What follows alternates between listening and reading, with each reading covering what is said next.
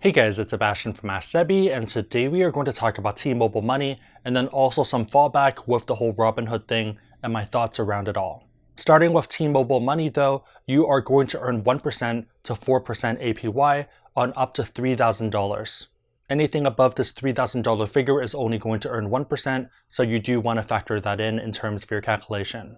In order to get this 4%, you are going to need to deposit $200 per month. It is also FDIC insured, so you are covered up to $250,000 by the federal government.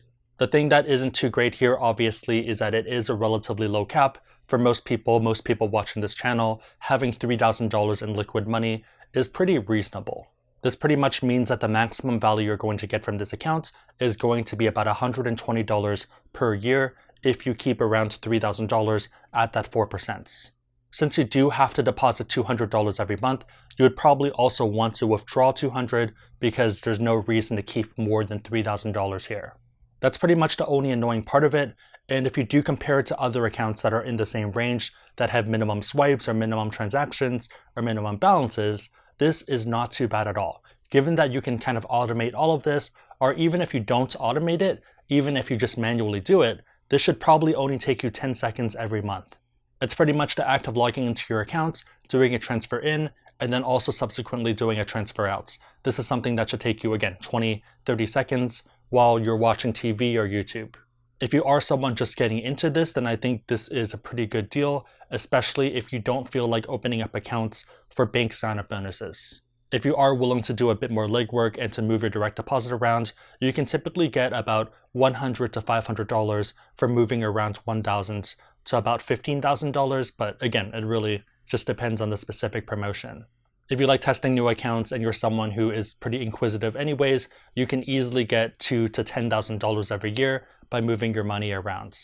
This is a pretty good example of one of the side accounts that you might have for liquidity reasons, just because again, it's earning interest and you're not really doing that much work for it. For me, I've been moving money out of the market since late last year and early this year, so looking at stuff like this is just very beneficial, given that I'm making $120 for pretty much doing nothing.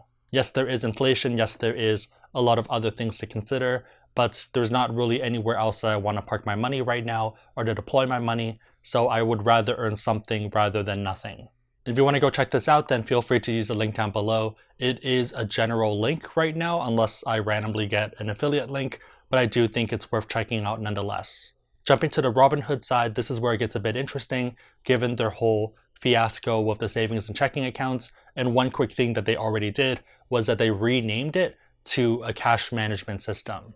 A bit of me is wondering whether this was a whole marketing ploy or whether it's just startups moving fast, because that is a pretty common thing in San Francisco.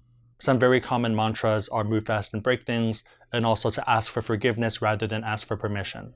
My guess on what's going to happen is that they are going to rename it the cash management system, which they've already done, and then they're going to require you to have a brokerage account and also to do a certain number of minimum trades, maybe every quarter or every month.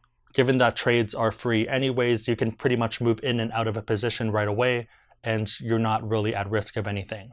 What I think could also happen, but I think is a bit less likely, is either they partner with a very startup and tech-friendly bank, like Cross River Bank, or they end up acquiring a small credit union somewhere that has a bank charter, basically getting that bank charter because the SIPC won't work with them.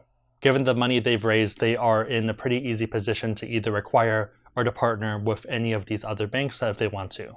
The reason why I think that this might be a publicity stunt is because they have a big team, they have smart people there, they have good compliance people there, and I feel like it might be something intentional where they realize that if they wanted to offer an account like this, they would need to either have minimum transactions or to have other requirements happen, and this is a way for them to do that without making themselves the enemy.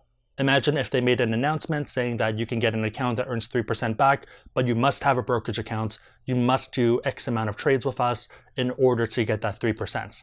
People would still probably be fine with it, especially savvy people, but then a lot of people would still be like, well, that's too much work, I don't want to do that, why are they making me do this? Instead, if what I think is going to happen happens, then they can make someone else the enemy. So they can still offer that same service, but be like, hey, they're making us make you sign up for a brokerage account and do certain amount of transactions. We're not the enemy, they are. At the end of the day, we'll see what happens, but again, they have been around for a long time as a brokerage.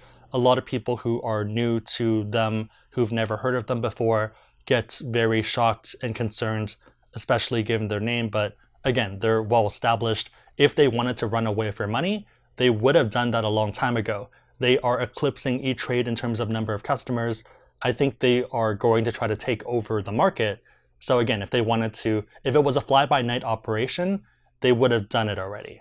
They've raised a ton of money. They've gone through a lot of due diligence. They have more customers than some of the other biggest trading firms. It just makes a lot of sense for them to stick around.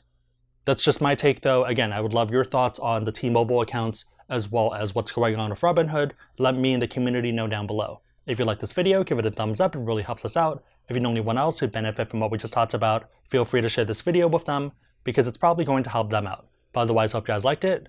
See you guys next time.